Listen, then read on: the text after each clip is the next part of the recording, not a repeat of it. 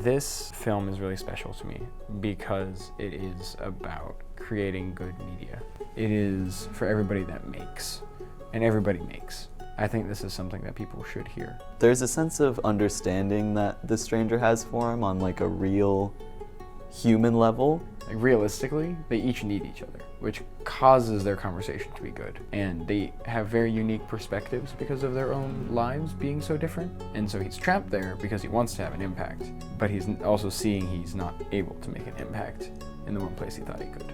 I think a lot of people can relate to that. The universe will never give you peace in something you were never meant to settle in. What do you think about that philosophy?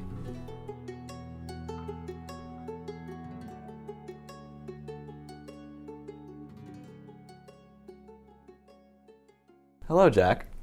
Hi. Welcome to What's the Tea? What's the tea with you today, Jack? How are you? How are you doing? I am doing very well. It has been a long day of a lot of work and directing and prepping for sound and other sets, and it's been very fun, but it's been a long one. That's awesome. My tea has been that I've been preparing for this all day. Welcome everyone to What's the Tea? Today we're going to be interviewing for the senior thesis short film, I Had Tea with a Time Traveler. Without saying your name, where you go to school, what you do for work, how old you are, or where you're from, who are you? I had an experience with this question from a Tory prof during an episode of what we do called The Smithing. So I know this question quite well, and it's difficult. Okay. Well, you're telling me that you have experience with it, so. It still means I don't have an answer. I remember not having an answer then and being like, man, I'm going to be thinking about this for the rest of my life. I am a child of God who has been allowed to and gifted to be able to tell stories, both through my own pen and others, and to be able to support others in making their dreams become reality.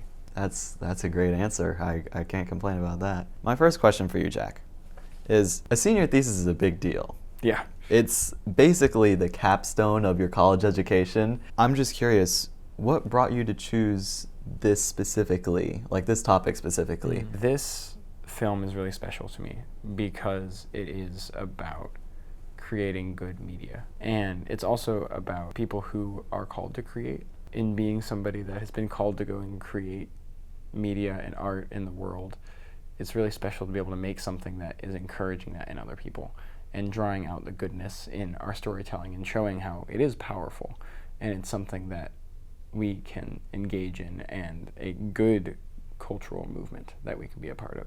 I love that, being a part of a good cultural movement, like especially now because media these days is very like quick and like very transactional, I feel, very capitalistic.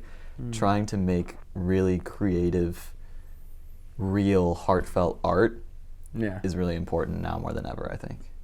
Absolutely agreed. So in terms of just the process of making I Had Tea with a Time Traveler, what do you think will be the most challenging part of it for you? All of it. All in of a good it. way. I think it's going to be really cool because to some degree I've experienced it all before. Yeah. There isn't an aspect that I haven't touched to some degree, but it's all going to be to a new scale. It's all going to be in a new way because it's a new story and a new script. Right. And so it's all going to come with its own set of difficulties, but nothing I'm not prepared for or the team isn't prepared for. It's going to be really fun and it's going to be crazy and we're going to make something that we've never been able to do before. So that's good. You must have like a pretty good team if you trust them so much to pull that off. Oh yeah, they're the best. How did you go about like making the team?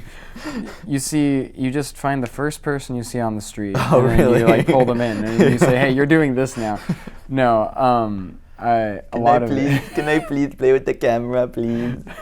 I mean, it starts with that, but the team that we have is built up of people that I have gotten to meet and work with, and everybody around me has gotten to work with if I haven't directly before. So I trust all these people with this project because I know that they do good work and I know that they are good, devoted, honest people that do hard work and make sure that we can all support each other, because if we don't do that, all of us are going to fall away. Especially like, because it's such like a big project for you, you want to have people that you trust and are going to do a good job. So Yeah. Sort of in the same vein, what stage of this project do you think will be the most fun for you? I think that the most fun will be production. Production is always crazy in that it's stressful because you only have so much time to shoot the film, but it's also really fun to get to be around crew and have everybody in the same room making the film. And so I'm really excited for that. I'm also excited for post, which is like not normally something I'm excited for, mainly because it's just crazy and there's a lot of moving parts, but I think it's going to be good this time. I'm very excited to be on set, just taking videos of everyone doing stuff, annoying people. So it's going to be great. In all of our branding for this whole project, there's themes of books and teacups and clocks. A lot of, as you can tell by our background here, and time. Yes. Now, obviously, the film isn't made yet, but what can you tell us about the symbolism of those things in the film? Well, the T is the focal point of the conversations that happen inside of the film with historical figures. That is what ties in the books, is the historical figures. They are brought into the scene through the books, and that is their mechanic by which they travel through time, which is why the clocks are there. If you were to travel through time using texts to pull on the people, and if you were to have those conversations with them over tea, you have all of our symbols. There you go. Yeah. Huh. I wonder if Barack Obama made a book. Well, I guess he's still alive. I could probably just... You could probably just email him or something. Oh yeah, let me just email Barack Obama. We'll interview him on What's the Tea. Yeah, he's next. Yeah. Oh my goodness. With the film itself, when you're filming, when you're doing production, there's going to be like different aesthetics. There's going to be characters from different periods in time, and there's going to be, we sort of have this late 1800s, early 1900s vibe. Yeah. How do you plan on making distinctions in the film so that, it's not a long film, it's a short film. So like, how do you plan on making it distinct to viewers where these people are from? Yeah.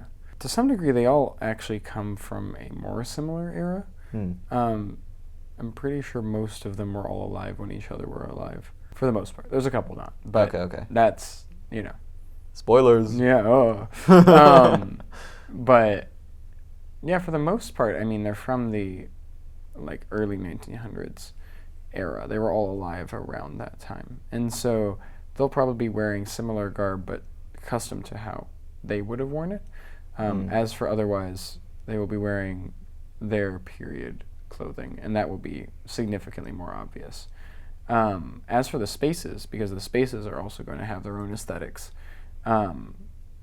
the office is going to be, like what you were saying, late 1800s, early 1900s study.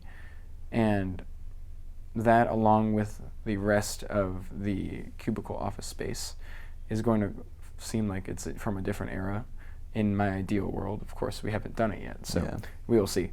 This is more of a combining of eras than it is a distinction between them for the spaces, at least.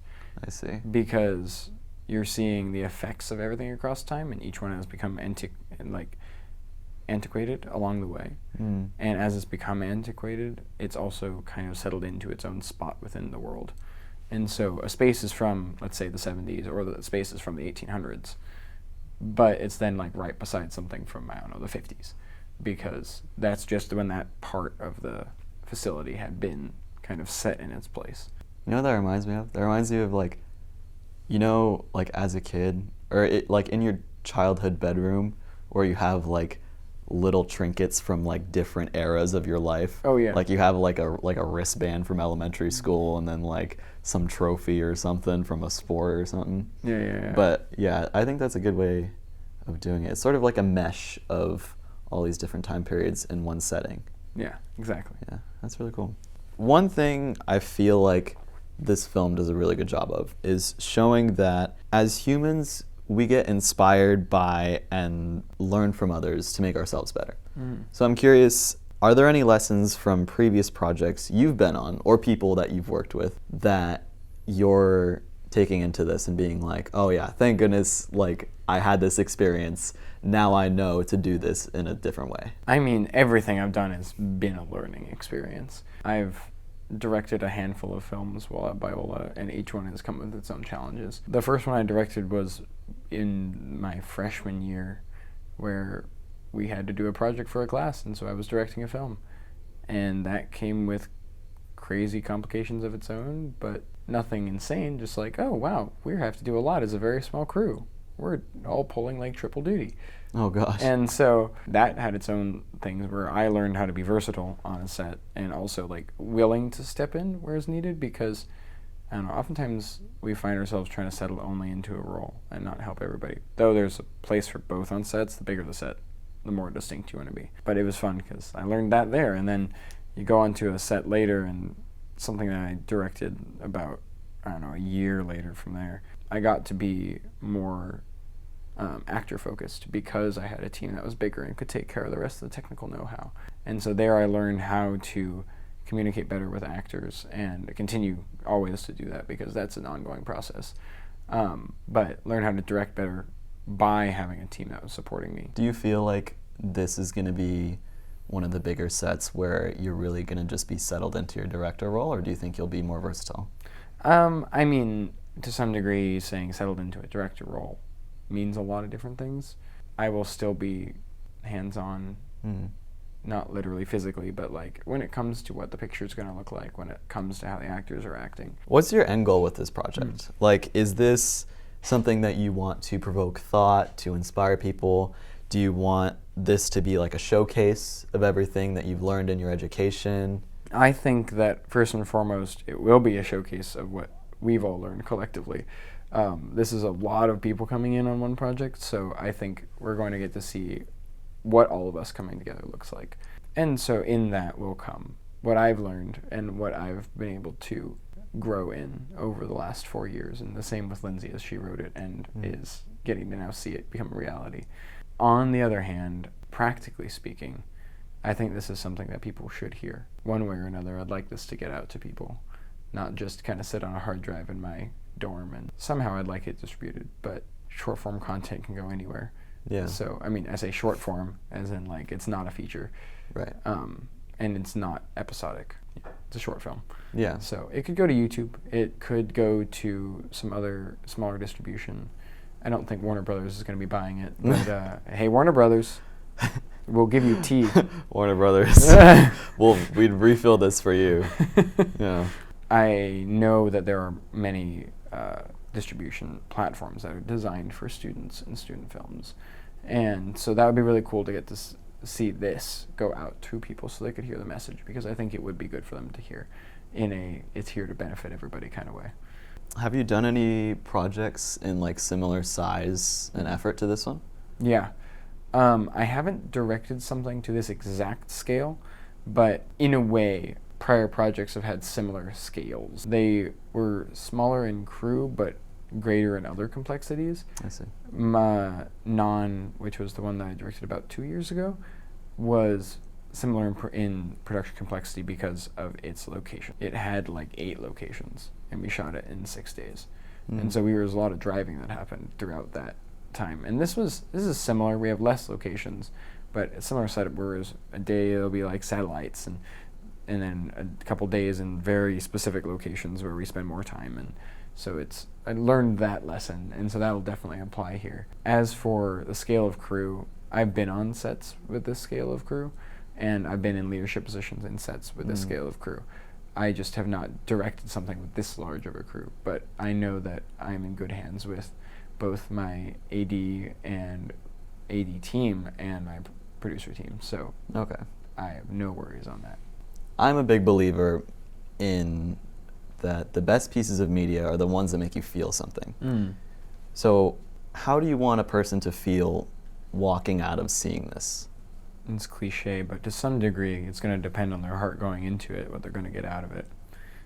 With that in mind, the intent that I would have for somebody walking out of, let's say, an auditorium or a theater that's just watched it, or step away from their TV if that's the reality, would be that they would be inspired to go make good things. Now, it doesn't necessarily mean they have to go make a film. This isn't only for filmmakers, though it is a film that is for filmmakers. It is not only for filmmakers.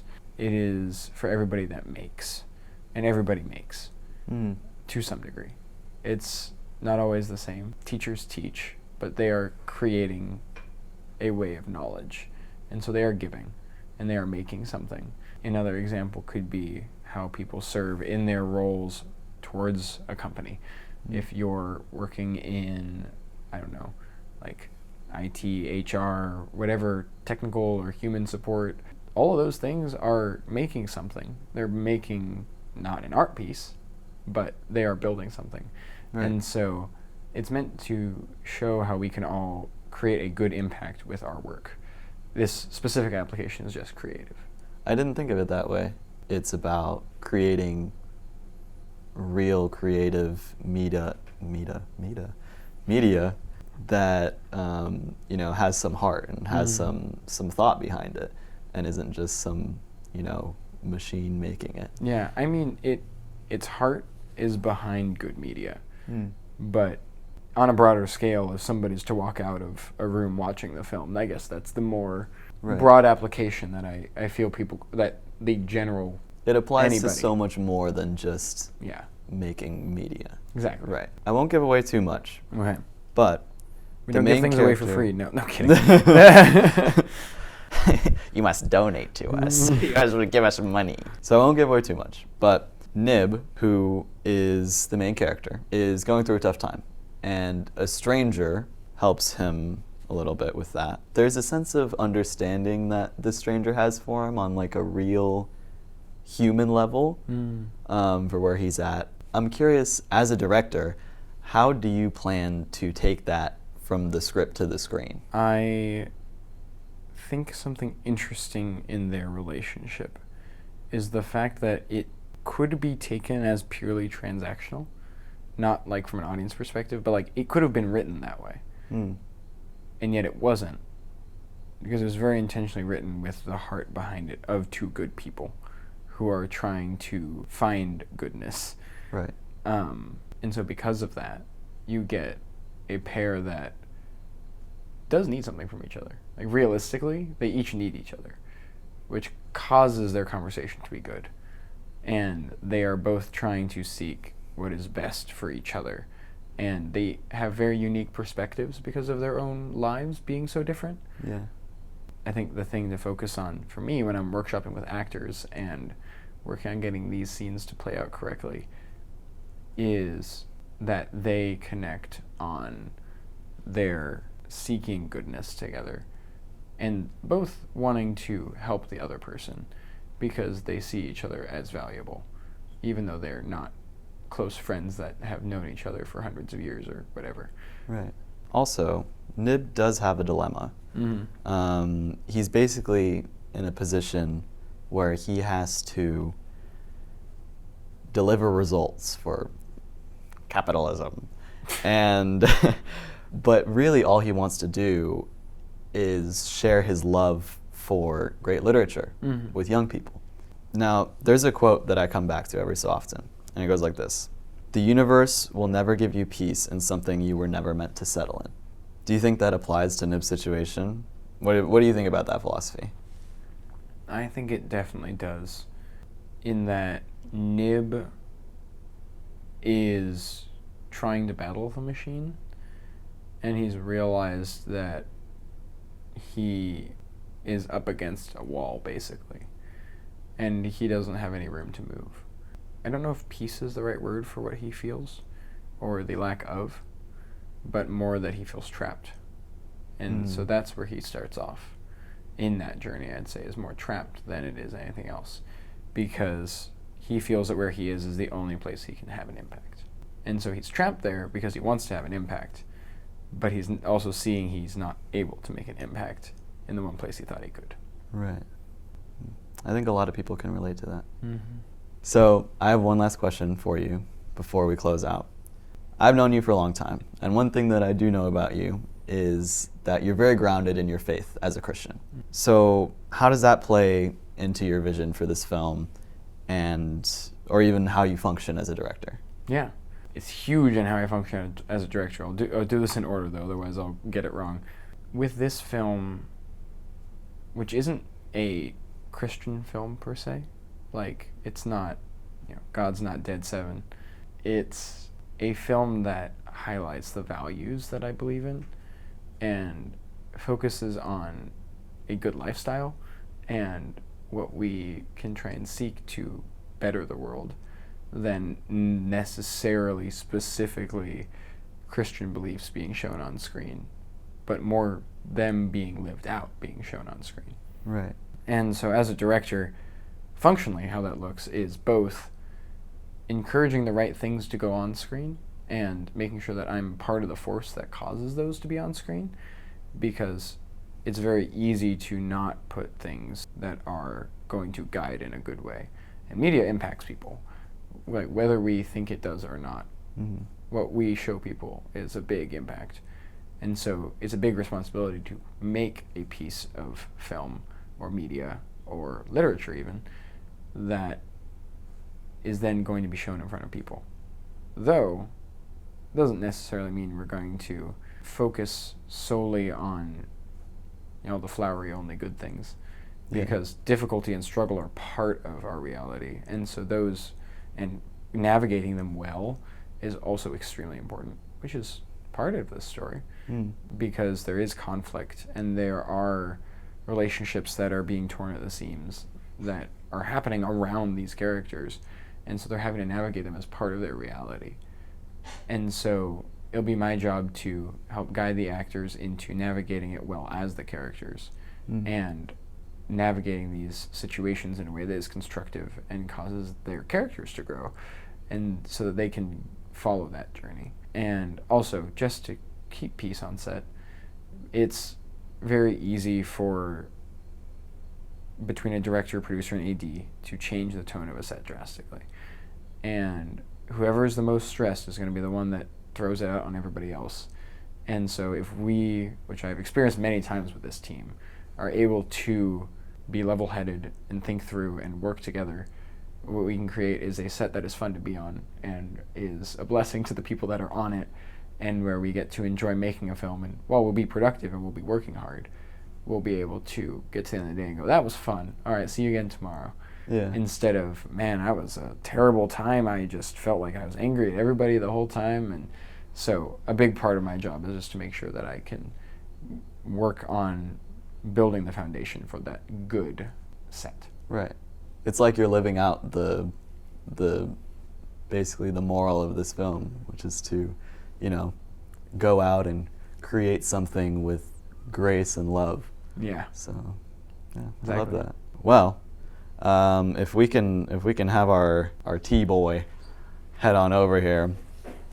It's my big moment. This is his big moment. He wants to take I've been the waiting lead. all night for this. Hold on, Ethan. Yeah. So, I actually have one question for you. Yeah. How can people help out with this project, Ethan? It's a great question, Gabe. They could follow us on all of our social things. Yeah, And look at also, we kind of need money. So if you could give us some, that would be great. That's big. Yeah, no, we're starting fundraising pretty soon. So Yes. if you like what you're hearing, if you'd love to support us, please do. We'll put the links in all of the social things. That'd help us a lot. Absolutely. Thank you, Ethan. Yeah. no problem. Thank you, Ethan.